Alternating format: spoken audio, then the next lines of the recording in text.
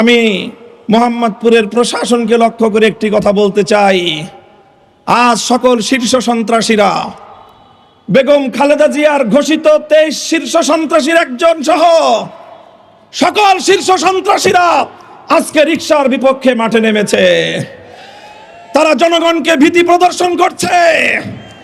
এই সকল শীর্ষ সন্ত্রাসীরা যারা জেলে বন্দী থাকার কথা, তারা আমার মোহাম্মদপুরে এসে আমার ভোটারদেরকে ভীতি প্রদর্শন করবে, এ দৃশ্য আমরা দেখতে চাই না।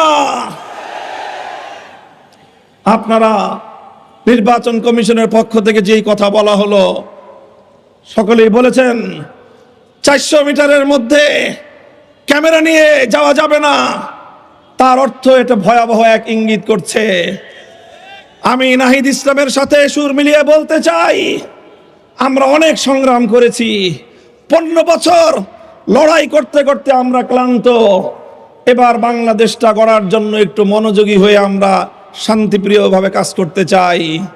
জনগণের ভোটের অধিকার যে রক্তের মাধ্যমে প্রতিষ্ঠিত হয়েছে, যদি এই সকল দুরভিসন্ধির মাধ্যমে জনগণের ভোটাধিকার নিয়ে ছিনিমিনি খেলবার কোনো পায়তারা করেন, আমরা আবার জুলাই যুদ্ধের হাতিয়ার নিয়ে মাঠে নামবো। আমরা কিন্তু জনগণের ভোটের অধিকার প্রতিষ্ঠিত করা ছাড়া ঘরে ফিরব না ইনশাআল্লাহ।